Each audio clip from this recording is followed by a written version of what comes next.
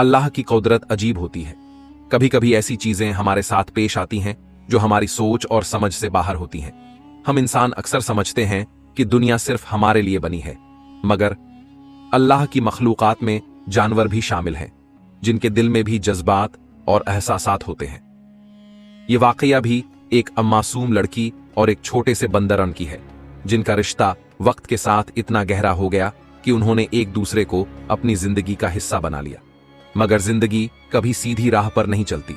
इसमें इम्तिहान और परेशानियां भी आती हैं, जो इंसान के सब्र और मोहब्बत को परखती हैं। अरब के एक पुराने शहर में, जहां रेगिस्तानी हवाएं चलती थीं, जहां मस्जिदों की अजानें रूह को सुकून देती थीं, वहीं एक छोटी सी तंग गली में एक मिट्टी का मकान था। इसी मकान में अली बिन उमर वो अपनी बीवी और अपनी 8 साल की बेटी सफासिम के साथ रहता था। सफा बहुत मासूम और नर्म दिल लड़की थी। वह छोटी सी उम्र में ही हर किसी के दर्द को समझने लगी थी। जब कोई गरीब उसके दरवाजे पर आता तो वह अपने हिस्से का खाना तक उसे दे देती। उसे अल्लाह की मखलूक से बेइंतहा मोहब्बत थी। उसका सबसे पसंदीदा वक्त तब होता जब वह अपने घर के बाहर लगे खजूर के बड़े से दरख्त के नीचे जाकर बैठती थी। वह वहां बैठकर सोचती, परिंदों को देखती और अल्लाह की बनाई इस दुनिया के बारे में ख्याल करती। एक दिन दोपहर का वक्त था। शहर की गलियां सुनसान थीं, बाजारों में खामोशी थी, लोग अपने अपने घरों में आराम कर रहे थे। सफा अपने घर के बरामदे में बैठी हुई थी। उसके हाथ में रोटी का एक टुकड़ा बुआ था, जिसे वह आराम से खा रही थी।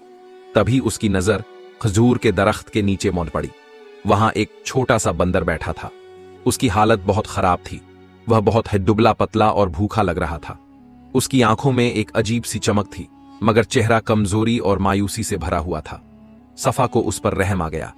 उसने अपना रोटी का टुकड़ा उसकी तरफ बढ़ाया।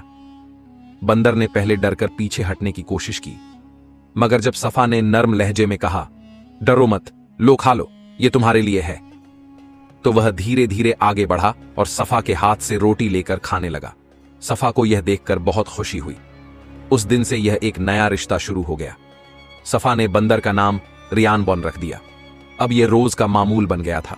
जब भी सफा खाने की कोई चीज लेती, वह रियान के लिए भी कुछ जरूर निकालती। कभी खजूर, कभी रोटी, कभी सूखे मेवे। रियान भी अब उसे पहचानने लगा था। जैसे ही सफा घर से बाहर आती, वह खजूर के दरख्त से कूदकर उसकी तरफ दौड़ता और अपनी अजीब अजीब हरकतों से उसे हंसाने लगता। धीरे धीरे यह रिश्ता और गहरा होता चला गया। सफा उससे बातें करती, उसके बालों को सहलाती और वह उसकी गोद में आकर सो जाता। अब यह एक अटूट दोस्ती बन चुकी थी। मगर खुशियां हमेशा कायम नहीं रहती। एक दिन सफा हमेशा की तरह खाने की थाली लेकर बाहर आई, मगर रियान वहां नहीं था। उसने इधर उधर देखा, मगर वह कहीं नहीं मिला। रियान, उसने कई बार पुकारा, मगर कोई जवाब नहीं आया। वह घबरा गई। उसने पूरे मोहल्ले में उसे ढूंढा, मगर कहीं भी उसका सुराग नहीं मिला। वह रोज खजूर के दरख्त के नीचे बैठकर घंटों उसका इंतजार करती, मगर रियान जैसे कहीं गायब हो चुका था। दिन बीतते गए, हफ्ते गुजर गए, मगर वह न लौटा। सफा बहुत उदास रहने लगी। वह जब भी कोई चीज खाती, उसे रियान की याद आ जाती। समय गुजरता गया, सफा बड़ी होती गई। अब वह 13 साल की हो चुकी थी, मगर उसके दिल में रियान की यादें अब भी ताजा थीं। उसका खजूर का दरख्त अब भी वहीं था, मगर वह अब अकेला और वीरान सा लगता था। सफा अब बड़ी हो गई थी, मगर उसके दिल के किसी कोने में रियान की याद जिंदा थी। फिर एक दिन इस पुराने शहर में एक ऐसा वाकया हुआ जिसने सबको हिलाकर रख दिया। शहर में डाकुओं का एक गिरोह आ गया था। वे घर लूट रहे थे, लोगों को नुकसान पहुंचा रहे थे। सफा और उसका परिवार भी अब खतरे में था। ये डाकू रात के अंधेरे में घरों पर हमला करते, माल और दौलत लूटते और लोगों को नुकसान पहुंचाते। शहर में खौफ और दहशत का माहौल था। कोई नहीं जानता था कि अगला नंबर किसका होगा। सफा का घर शहर की तंग गलियों में एक किनारे पर था। उसका वालिद बहुत गरीब था, मगर दिल का बहुत अच्छा इंसान था।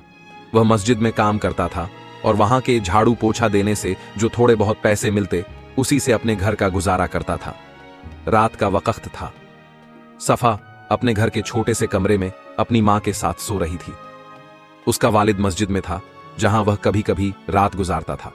अचानक गली से शोर की आवाजें आने लगीं। डाकू इस मोहल्ले में आ चुके थे। सफा की मां घबराकर उठ गई। या अल्लाह, ये तो हमारे मोहल्ले में आ गए। उनकी आवाज कांप रही थी। सफा भी डर के मारे उठ गई। बाहर से लोगों की चीख पुकारें आ रही थी। कुछ लोग अपने घरों से निकलकर मस्जिद की तरफ भाग रहे थे ताकि वहां पनाह ले सकें, मगर सफा और उसकी मां के पास कोई रास्ता नहीं था। फिर अचानक दरवाजे पर जोर जोर से धमाके होने लगे। दरवाजा खोलो वरना इसे तोड़ देंगे। बाहर से डाकुओं की खतरनाक आवाजें आ रही थीं। सफा का दिल जोर जोर से धड़कने लगा। उसकी मां ने उसे पकड़कर छुपाने की कोशिश की, मगर घर इतना छोटा था कि छिपने की कोई जगह ही नहीं थी। फिर अचानक दरवाजा टूट गया। 4-5 डाकू अंदर घुस आए। उनकी आंखों में लालच और वहशत थी। वे घर के अंदर चारों तरफ देखने लगे। यहां कुछ मिलेगा या नहीं? एक डाकू ने गुस्से से कहा। उनकी नजर सफा की मां के हाथों पर पड़ी, जहां सोने की 2 छोटी छोटी चूड़ियां थीं। ये निकालो। एक डाकू ने उसकी मां का हाथ पकड़ लिया। नहीं, ये मेरी बेटी की अमानत है। उसकी मां रोने लगी। डाकू गुस्से में आ गया। उसने जोर से धक्का दिया और सफा की मां जमीन पर गिर गई। अम्मी! सफा चीख पड़ी और दौड़कर अपनी मां को संभालने लगी। डाकू हंसने लगे। इस लड़की को भी पकड़ लो, यह हमारे किसी काम आ सकती है, एक डाकू ने कहा। सफा के दिल में खौफ की एक लहर दौड़ गई। डाकू उसे पकड़ने के लिए आगे बढ़े। सफा चीख पड़ी, या अल्लाह मेरी मदद कर। और तभी एक अजीब सा शोर हुआ। गली में किसी चीज की तेजी से भागने की आवाज आई। डाकू भी अचानक ठहर गए। फिर दरवाजे पर एक छाया उभरी। एक छोटा मगर तेज जानवर छलांग मारकर अंदर आया और सीधा एक डाकू के चेहरे पर झपटा। रियाना था। अल्लाहू अकबर! रियान वापस आ गया। सफा की आंखों से आंसू बह निकले। रियान पहले से बड़ा और ज्यादा ताकतवर लग रहा था। उसकी आंखों में वही चमक थी, मगर अब वह पहले से ज्यादा बहादुर हो चुका था। रियान बिजली की तेजी से एक डाकू के चेहरे पर झपटा और अपनी तेज नुकीली उंगलियों से उसकी आंखों पर हमला कर दिया। डाकू चीखते हुए पीछे हट गया। हाय, मेरी आंखें! वह दर्द से कराहने लगा। बाकी डाकू भी घबरा गए। रियान ने फुर्ती से छलांग लगाई और एक डाकू की कमर पर चढ़कर उसकी गर्दन पर काट लिया। हटाओ इसे, हटाओ! डाकू जोर जोर से चिल्लाने लगे। सफा की मां ने यह मौका देखा और जल्दी से सफा का हाथ पकड़कर दरवाजे की तरफ भागी। डाकू अब बुरी तरह डर चुके थे। यह बंदर तो शैतान है, भागो यहां से! एक डाकू चिल्लाया। डाकू अब इस खौफनाक और बहादुर बंदर से डर गए थे। वे घबराकर दरवाजे से बाहर भागे और अंधेरे में गायब हो गए। रियान ने अपनी जान पर खेलकर सफा और उसकी मां की जान बचा ली थी। सफा खुशी से रो पड़ी। रियान, तुम कहां चले गए थे? मैंने तुम्हें कितना याद किया। उसने उसे गोद में उठा लिया। रियान ने उसकी आंखों में देखा, जैसे कह रहा हो, मैं तुम्हें कभी नहीं छोड़ सकता था। सफा ने अल्लाह का शुक्र अदा किया। उसकी मां भी सजदे में गिर गईं और अल्लाह का शुक्र बजा लाईं। रात की वह खौफनाक वारदात गुजर चुकी थी, मगर सफा की आंखों में नींद नहीं थी। जैसे ही मस्जिद से सुबह की अजान की आवाज गूंजी, वह बिस्तर से उठकर सीधे आंगन की तरफ भागी। रियान वहीं बैठा हुआ था, शांत, मगर उसकी आंखों में एक अजीब चमक थी। रियान के चेहरे को देखते ही सफा की आंखों में आंसू आ गए। तुम चले क्यों गए थे और इतने सालों तक कहां थे? रियान ने अपनी आंखों से उसे देखा, मगर कुछ कहा नहीं। उसका यह गैर मामूली अंदाज सफा को हैरान कर रहा था। क्या तुम किसी के साथ थे? सफा ने नरमी से पूछा। रियान ने अपनी छोटी छोटी आंखों से इशारा किया, जैसे कुछ छिपा रहा हो। क्या वह इंसान था? रियान ने सिर नहीं हिलाया। क्या वह कोई जिन्न था? रियान ने सिर झुका लिया। सफा के दिल में अजीब सा डर समा गया। रात जब सफा सोई तो उसे एक अजीब ख्वाब आया। वह खुद को एक वीरान रेगिस्तान में खड़ी पाती है। चारों तरफ सिर्फ रेत ही रेत है। आसमान काला हो चुका है, मगर सितारे इतनी तेजी से चमक रहे हैं जैसे कोई उसे बुला रहा हो। अचानक उसे रियान की आवाज सुनाई देती है, सफा। उसकी आवाज इंसानों जैसी थी। सफा ने पलटकर देखा। वहां रियान खड़ा था, मगर यह वही रियान नहीं था जिसे वह जानती थी। उसकी आंखों में नूर था और उसके बदन से एक अजीब रोशनी निकल रही थी। तुम कौन हो? सफा ने डरते हुए पूछा। मैं तुम्हारा दोस्त हूं, मगर मैं सिर्फ एक बंदर नहीं हूं। सफा कुछ कहने ही वाली थी कि अचानक हवा तेज हो गई। रेगिस्तान की रेत उड़ने लगी और फिर सफा की आंख खुल गई। सफा ने सोचा कि उसे इस मसले पर किसी समझदार से बात करनी चाहिए। अगले दिन वह अपने वालिद के साथ मस्जिद गई, जहां एक बुजुर्ग आलिम शेख अब्दुल हकीमन मौजूद थे। वह बहुत नेक इंसान थे और लोगों के मुश्किल सवालों के जवाब कुरान और हदीस की रोशनी में देते थे। सफा ने हिम्मत करके उनसे कहा, शेख जी, मैं आपसे एक जरूरी बात करना चाहती हूं। बिल्कुल बेटी, कहो। सफा ने उन्हें सब कुछ बता दिया। रियान की वापसी, उसका अजीब इशारा करना और फिर वह ख्वाब। शेख अब्दुल हकीम बहुत देर तक सोचते रहे। फिर उन्होंने कहा, बेटी, यह मामूली बात नहीं है। तो क्या यह कोई अल्लाह का करिश्मा है? सफा ने डरते हुए पूछा। शेख जी ने गहरी सांस ली और बोले, कुरान में अल्लाह फरमाता है कि वह जिसे चाहता है उसकी हिफाजत के लिए फरिश्ते भेजता है। हो सकता है कि तुम्हारा यह दोस्त अल्लाह की भेजी हुई कोई अजूबा मखलूकन हो। सफा और ज्यादा उलझ गई। लेकिन अगर ऐसा है तो वह मुझसे क्यों छुपा रहा है? शेख जी मुस्कुराए, क्योंकि कुछ राज सिर्फ वक्त आने पर खुलते हैं बेटी। उस रात सफा जब घर लौटी तो बहुत सोच में डूब गई थी। रियान उसके साथ खेलने की कोशिश कर रहा था, मगर अब सफा उसे एक अजीब नजर से देख रही थी। रात के पिछले पहर जब वह सोई तो फिर से उसे वही ख्वाब आया, मैं तुम्हारी हिफाजत के लिए भेजा गया हूं। इस बार सफा ने झिझकते हुए पूछा, किसने भेजा? मगर इससे पहले कि कोई जवाब आता, ख्वाब टूट गया। अब सफा को लगने लगा कि रियान सिर्फ एक बंदर नहीं बल्कि अल्लाह का भेजा हुआ कोई करिश्मा है। मगर इस हकीकत को जानने से पहले एक और इम्तिहान उसकी जिंदगी में आने वाला था। डाकू वापस आ गए थे। इस बार वे ज्यादा खतरनाक थे। उन्होंने पूरे मोहल्ले को घेर लिया था। लोग डर के मारे अपने घरों में छुप गए। मस्जिद में अजान की आवाज बुलंद हुई, मगर कोई भी बाहर निकलने की हिम्मत नहीं कर रहा था। सफा की मां रोने लगी, या अल्लाह, हमारी हिफाजत फरमा, क्या अब कोई हमें बचाएगा? और तभी एक धमाका हुआ। दरवाजा जोर जोर से हिलने लगा। डाकू सफा के घर पर हमला करने वाले थे। जैसे ही दरवाजा टूटने वाला था, अचानक रियान ने एक तेज आवाज निकाली। यह कोई आम आवाज नहीं थी, यह एक गूंज थी, एक ऐसी आवाज जो पूरे मोहल्ले में फैल गई। डाकू ठहर गए।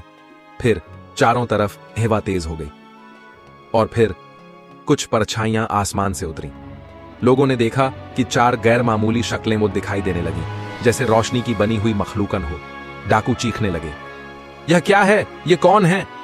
और फिर जैसे ही रियान ने दूसरी बार अपनी तेज आवाज निकाली, अचानक डाकू जमीन पर गिरने लगे। उनकी आंखें चौंधिया गईं और वे एक एक करके बेहोश होने लगे।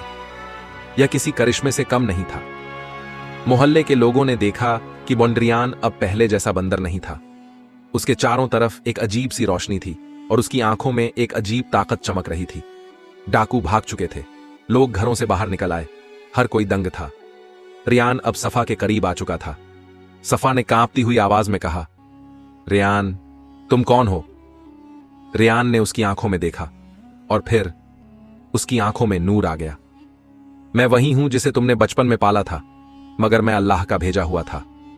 और यह कहते ही अचानक रियान की आंखों से एक नूर निकला और वह कहीं गायब हो गया। रियान का अचानक गायब हो जाना सफा के लिए किसी सदमे से कम नहीं था। क्या यह कोई ख्वाब था या हकीकत? डाकू हार चुके थे।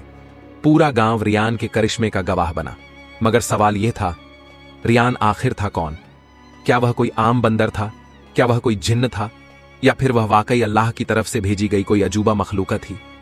इस हिस्से में सफा को उन सवालों के जवाब मिलने वाले थे जो उसने कभी सोचे भी नहीं थे। रात का अंधेरा था। सफा आंगन में अकेली बैठी थी। हर तरफ सन्नाटा था। सिर्फ हवा के झोंके महसूस हो रहे थे। रियान अब नहीं था।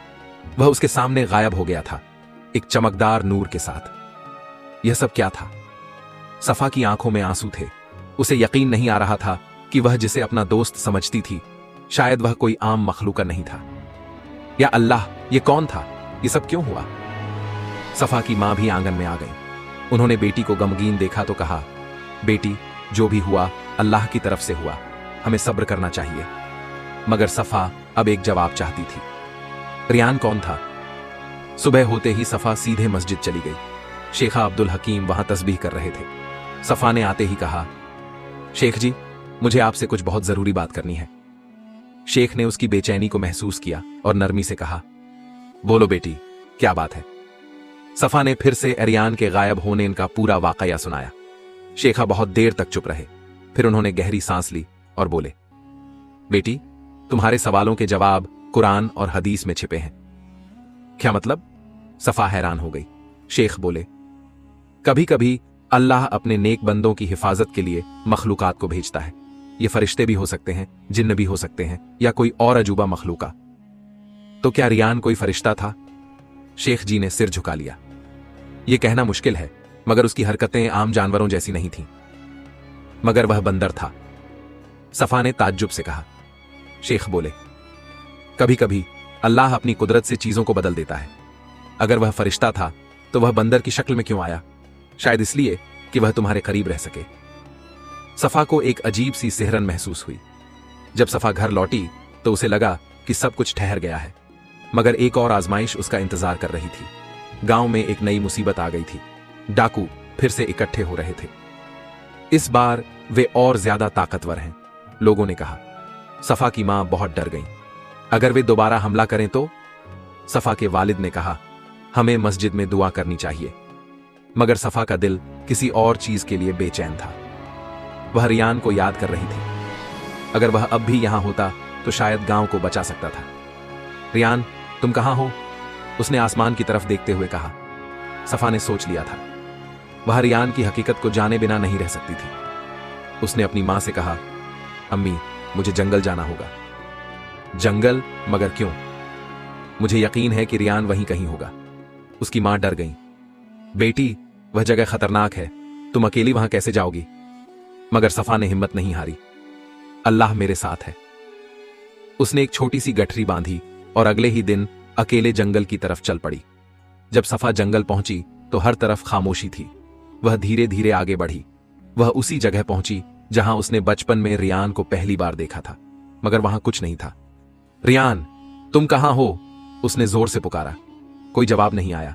फिर अचानक हवा तेज हो गई, पत्ते जमीन पर उड़ने लगे और फिर एक हल्की सी आवाज सुनाई दी, सफा। सफा ने जल्दी से पलटकर देखा। रियान वहां खड़ा था, मगर वह पहले जैसा नहीं था। रियान की आंखों में अब एक अलग ही चमक थी। वह धीरे धीरे सफा की तरफ बढ़ा। तुम लौट आए? सफा की आंखों में आंसू आ गए।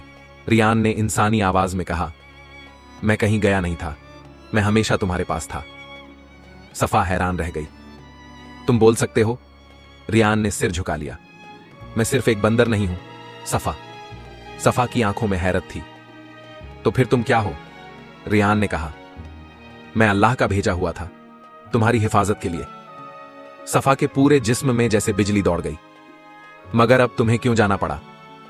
रियान ने कहा, मेरा मकसद पूरा हो गया सफा, अब अल्लाह की तरफ से मुझे बुलावा आया है। सफा रोने लगी। मैं तुम्हें फिर कभी नहीं देख पाऊंगी। रियान ने कहा, जब भी तुम्हें मेरी जरूरत होगी, अल्लाह मेरी याद तुम्हारे दिल में जिंदा रखेगा। और फिर अचानक रियान एक नूर में बदल गया और आसमान की तरफ उड़ गया। रियान अब चला गया था, मगर क्या सफा उसे भूल पाएगी? क्या गांव फिर से महफूज रहेगा? और क्या यह पूरी दास्तान सिर्फ एक करिश्मा थी, या इसके पीछे कोई और राज छुपा था? इस आखिरी हिस्से में सफा को अपनी जिंदगी का सबसे बड़ा सबक मिलने वाला था। रियान के नूर में बदलने के बाद सफा कई दिनों तक बहुत गमगीन रही। वह बार बार जंगल की उस जगह जाती जहां उसने रियान को आखिरी बार देखा था। तुम वाकई चले गए? लेकिन क्यों? वह जमीन पर बैठकर रोती रही, मगर कोई जवाब नहीं आया। गांव के लोग भी अजीब महसूस कर रहे थे। वह बंदर क्या था? कैसे वह हमारी हिफाजत कर रहा था? कुछ लोगों ने कहा, यह अल्लाह का करिश्मा था। कुछ ने कहा, यह सिर्फ इत्तेफाक था। मगर सफा जानती थी कि यह कोई इत्तेफाक नहीं था। रियान के जाने के बाद कुछ दिन तो अमन और सुकून से गुजरे, मगर फिर गांव में एक नई मुसीबत आ गई। कई दिनों से बारिश नहीं हुई थी। मिट्टी सूखने लगी थी। नदी का पानी कम हो गया था। लोगों के पास पीने तक का पानी नहीं बचा था। या अल्लाह, यह कैसी आजमाइश है? गांव वालों ने रोते हुए कहा। सफा की मां बीमार पड़ गई। बेटी, अगर यह इसी तरह रहा तो हम सब मर जाएंगे। सफा बहुत घबराई हुई थी। अब गांव को बचाने के लिए कोई नहीं था। सफा ने तय कर लिया कि वह मस्जिद जाकर अल्लाह से दुआ करेगी। वह देर रात मस्जिद गई। या अल्लाह, तूने पहले भी मेरी हिफाजत की थी, अब इस गांव को बचा ले। उसकी आंखों से आंसू गिर रहे थे। अगर रियान नहीं आ सकता तो तू ही कुछ कर दे, या अल्लाह। वह सजदे में गिर पड़ी। रात बहुत सुकून वाली थी और फिर अचानक मस्जिद के बाहर एक हवा तेज हो गई। बादल इकट्ठे होने लगे और फिर पहली बूंद जमीन पर गिरी। सुबह होते ही गांव में तेज बारिश शुरू हो गई। लोगों ने खुशी से अल्लाहू अकबर कहना शुरू कर दिया। नदी फिर से भरने लगी। प्यासे बच्चे बारिश में नहाने लगे। लोगों ने मस्जिद में जाकर शुक्राना अदा किया। सफा ने आंगन में खड़े होकर आसमान की तरफ देखा। रियान, क्या यह तुम्हारी दुआ थी? हवा में हल्की सी सरसराहट हुई, जैसे कोई जवाब दे रहा हो। अब सफा समझ चुकी थी। रियान उसकी हिफाजत के लिए भेजा गया था, मगर वह हमेशा के लिए नहीं रह सकता था। अल्लाह अपनी कुदरत से मदद भेजता है, मगर इंसानों को भी मेहनत करनी पड़ती है। उसने गांव के लोगों को इकट्ठा किया और कहा, देखो, जब तक हम अल्लाह पर भरोसा रखेंगे और नेक काम करेंगे, तब तक हमारी हिफाजत होगी। गांव वालों ने कहा, हां, अब हम हर हाल में मस्जिद में नमाज पढ़ेंगे और अच्छे काम करेंगे। और फिर गांव में एक नई शुरुआत हुई। एक रात सफा छत पर बैठी थी। चांद बहुत चमक रहा था। हवा बहुत सुकून वाली थी। उसने आसमान की तरफ देखा और कहा, या अल्लाह, अगर तूने मुझे फिर से किसी करिश्मे से मिलवाया तो मैं उसे पहचान जाऊंगी। फिर उसने धीमे से कहा, रियान, अगर कहीं हो तो दुआओं में याद रखना। हवा फिर से हल्की सी सरसराई। सफा मुस्कुराई। अब उसे यकीन हो चुका था कि रियान हमेशा उसके दिल में जिंदा रहेगा। तातरी, इस कहानी से हमें क्या सीख मिलती है? 1, अल्लाह कभी अपने नेक बंदों को अकेला नहीं छोड़ता। 2, कभी कभी मदद वहां से आती है जहां हम सोच भी नहीं सकते। 3, दुआ की ताकत बहुत बड़ी होती है। 4, अगर हम नेक काम करेंगे तो अल्लाह हमारी हिफाजत करेगा। अगर आपको यह वाकया पसंद आई हो तो लाइक, कमेंट और शेयर करना मत भूलें।